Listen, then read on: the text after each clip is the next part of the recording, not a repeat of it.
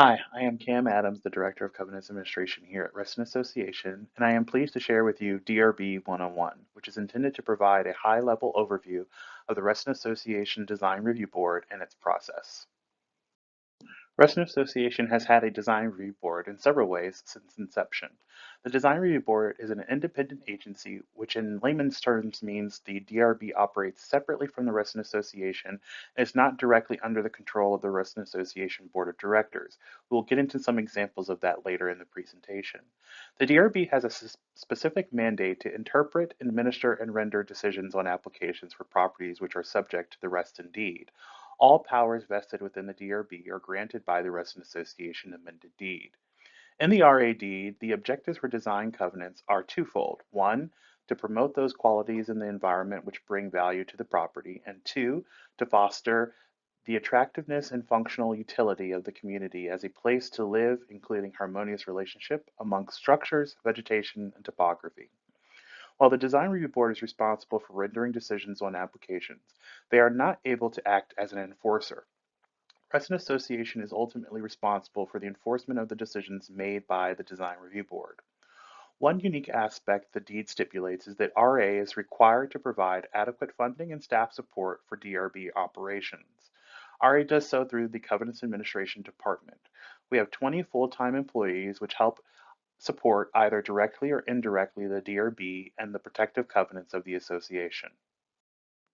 To be a member of the Design Review Board, you must be a Class A member, meaning you must own property within Reston Association.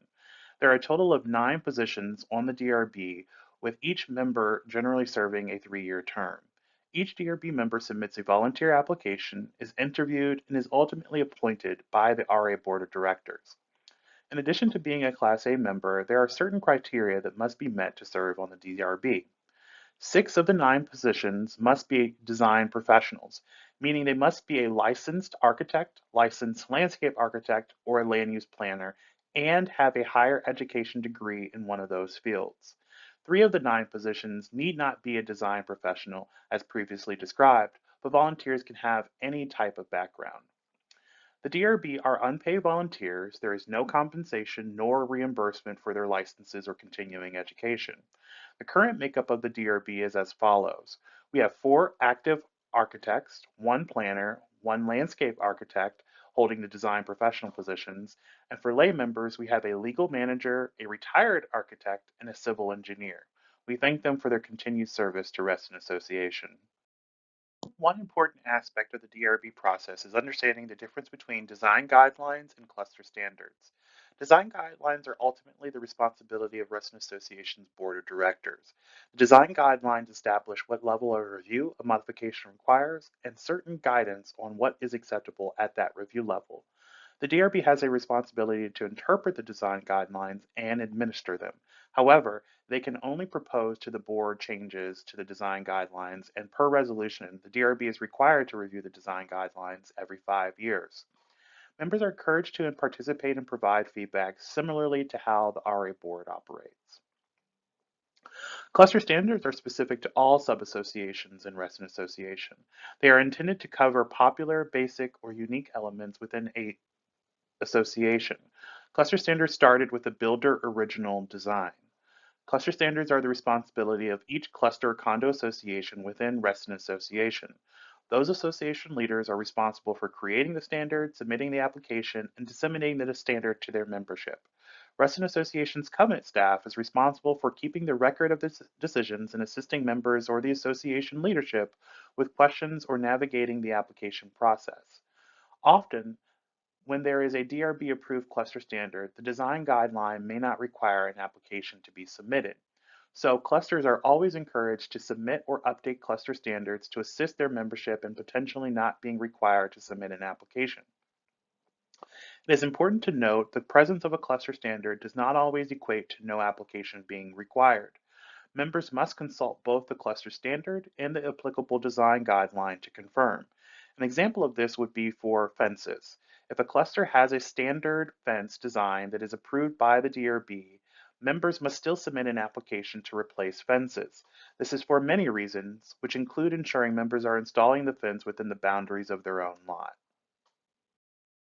As mentioned in a prior slide, Reston Association's design guidelines establish what level of review and modification requires, and certain guidelines on what is acceptable at that review level. There are not many prescribed do's and don'ts or prohibitions outlined in the design guidelines. They are, in fact, just that, guidelines. Instead, what the design guidelines do is establish if you do X, there is no application necessary. If you do Y, there is a staff or consultation review, or if you do anything beyond Z, it requires a panel or full DRB review. As depicted on the screen, you can see there are technically 5 levels of review which the design guidelines support. They are as follows. The lowest level is no application. In this level, the modification does not require application to be submitted. Depending on the design guideline, the applicant may be required to notify the covenants advisor so they may notate the file with the modification. An example of this would be a roof replacement or a color change which conforms to the cluster standard. The next review level is staff review. The application meets the criteria specified in the applicable design guideline, which allows staff to review and provide decisions to the applicants. This is generally the fastest review level, which requires an application which can be completed in less than 5 business days. The next level above is consultation. In this level, staff drafts the suggested decision and submits the application to the assigned DRB member via email or a meeting, and the DRB member either approves with changes, disapproves, or makes a deferral. It is important to note that generally staff does not put decisions which may be disapprovals on this type of review level, as it only delays members going through the process. The next level above is panel. Staff drafts the suggested decision, and a panel of 3 DRB members, 2 design professionals, and 1 layperson review the applications on a weekly basis. Generally, these meetings are on the first, second, and fourth Tuesday of every month at 5:30. Majority of applications processed through RA are reviewed at the panel review level. And the top or highest level of review is the full design review board. At the full DRB, staff does not suggest draft decisions. This review level is generally for much larger or more complex applications, or as dictated by the design guideline or a resolution, such as redevelopment projects. This is also the final resting place for appeals of previous level decisions. Before determining review levels in meetings, the covenant staff has to process the application. Once an application is received to the advisor checks if the application is completed and signs the application up to a preliminary sign-up document for the anticipated review level. If the application is complete and not missing any information, the next staff member, the design review meeting administrator, reviews and schedules the application for the next available meeting. When checking for completion of an application, the Covenants team checks the following: the signatures that are required for every application. Every application requires signatures or certified mail notification to 3 properties, or in the case of a cluster, 2 properties and the cluster officer. Photographs, plats, renderings, materials, scope of work, any registered affected parties. The Reston amended deed establishes signature requirement and cannot be revoked without a change to the deed. This requirement is often commented on as problematic by members for many reasons. Covenant staff does check the signatures to ensure signatory of the application is the property owner. Tenants may not sign the applications. Applications with a registered affected party may not be reviewed at the staff or consultation review levels. They must be scheduled to either a panel or a full design review board meeting. Once the application has been confirmed, the applicant and any affected parties receive notice of the meeting date, time, and Zoom credentials since all DRB meetings are currently held virtually. The DRB receives a copy of each completed application, journal notes for each application being reviewed to include history, circumstance, prior applicable approvals, etc., and a staff suggested decision for consultation and panel meetings. It is important to note the DRB's evaluation of applications could be concurrent but is separate from any review and evaluation from any other governmental entity, meaning unless unique circumstances exist or required by the DRB in their decision, approval or permits from Fairfax County Architectural Review Board or any other governmental entity is not required to be considered by or submitted to the Design Review Board. However, all of the decisions rendered by Reston Association's DRB include a stipulation making members aware of potential for them to seek approval from other agencies. One of the more fascinating facts is that the DRB has an average of approximately 95 meetings per year, which includes consultations, panel, and full board meetings. If there is a need for a work session or other type of meeting, this is not included in that total. Applications are scheduled to meetings on a rolling basis. Though there is standing meeting every Tuesday, submitting the application on a Wednesday afternoon does not equate to making the meeting on Tuesday in the following week. Most consultation or panel meetings have approximately 15 to 25 applications per week, which is solely dependent on the complexity of the request. For example, a complex home addition or multiple registered affected parties can consume almost 1 hour of time. So the DRB does try to limit the number of applications scheduled so the meetings do not go until midnight. Meetings of the full DRB generally will be limited to no more than 5 applications for the same reasons as noted previously. Of course, there are unique circumstances, but as applications are completed and confirmed to a meeting, once the capacity for that meeting is filled, staff will begin scheduling to the next available meeting. For example, using the calendar in the slide, if a member submits an application on Wednesday, July 3rd, some members will imagine they would be able to make the July 9th or July 16th meeting. However, they have missed the notification requirements for the July 9th meeting or could have already been at capacity, and the July 16th meeting is a full DRB meeting, but their deck and fence application does not rise to the level of a full DRB review level. Therefore, they are being scheduled for either the July 23rd or the July 30th meeting, depending on space availability. The summer months are generally the months in which meetings fill up fast. As of now, all DRB meetings are held virtually, as previously noted. Based on the resolution, decisions of the DRB at panel and full DRB are not final until a week after the meeting, when the formal decision letter is sent to the applicant and any registered affected parties. Most DRB applications receive favorable decisions well within the 60-day time frame in which the deed provides the DRB to render a decision on a completed application. Once a decision is rendered and provided to the applicant or affected party, if applicable, there is an opportunity for either party to submit an appeal. Appeals must be made within 7 business days from the date of the decision letter. The emphasis is on the date from the decision letter, not the date of the decision was made. Applications reviewed at panel or full DRB can be appealed by either the applicant or the registered affected party. So here's a breakdown of appeals per review level. For staff decisions, the applicant must submit a written request but does not need to provide a reason. Once received, the request will be scheduled to the next available panel meeting. For consultation decisions, the applicant must submit a written request but does not need to provide misapplied guideline or new information to submit an appeal. Once received, the appeal request will be scheduled to the next available panel meeting.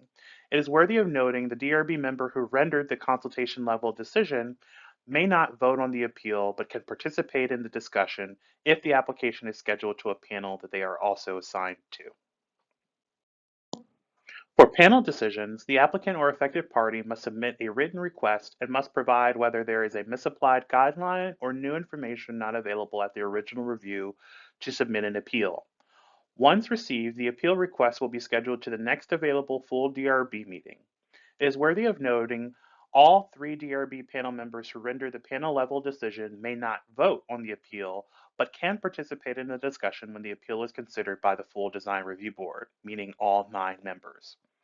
For full DRB decisions, the applicant or affected party must submit a written request and must provide whether there was a misapplied guideline or new information not available at the original review to submit an appeal. Once received, the appeal request will be scheduled to the next available full DRB meeting. It is worthy of noting in decisions all DRB members are eligible to vote on whether or not to accept an appeal or not.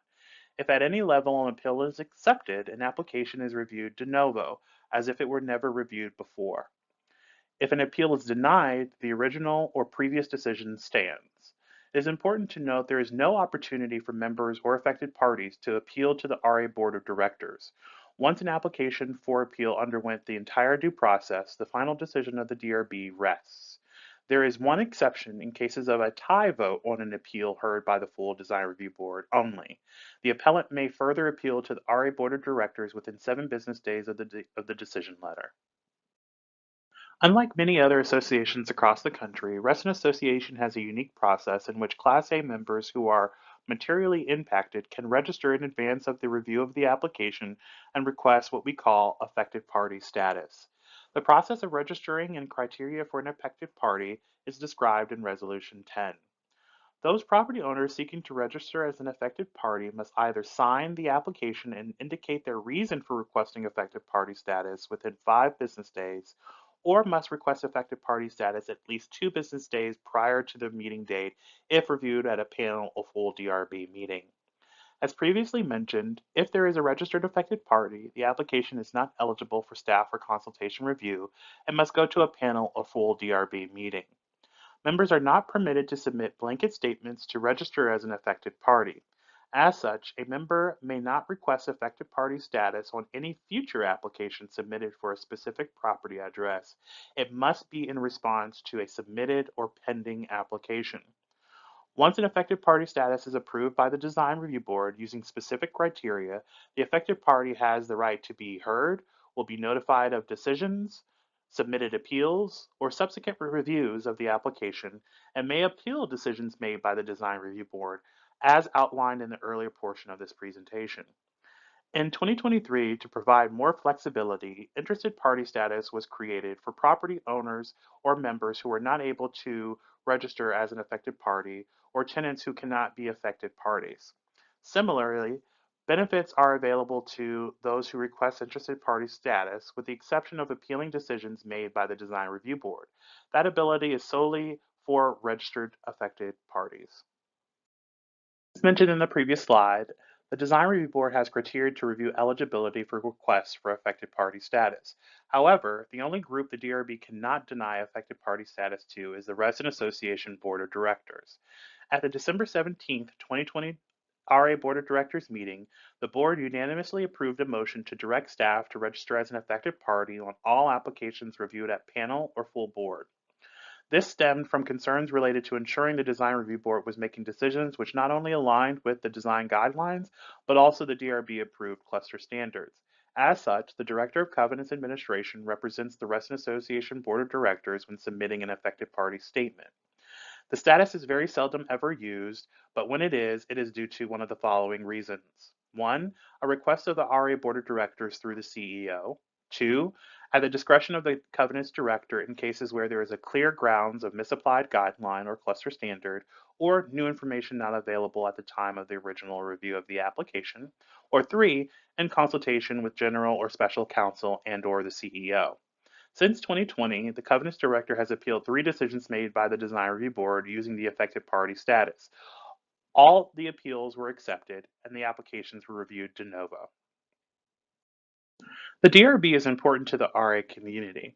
While one of the more well-known pain points of Reston Association members is going through the Design Review Board process, submitting applications, and waiting for an answer, over the course of the last 3 or 4 years, we believe that the narrative is changing, that the DRB process is not as painful as it used to be, and we continue to evaluate, with the support of the Design Review Board, how to improve members' experience as they navigate the application process. One selling point to the DRB process is that there is a reason the deed requires 6 of the 9 DRB members to be a licensed architect, landscape architect, or planner. And putting it simply, members receive free professional advice and recommendations on their applications because of these requirements. Covenant staff often hears from members that they perceive the DRB process as a benefit as opposed to a detriment, or a group that not always says no. In fact, in 2023, the DRB's record reflects 93% of applications submitted were approved. Since members of the DRB are RA owners, they want to protect the Reston community.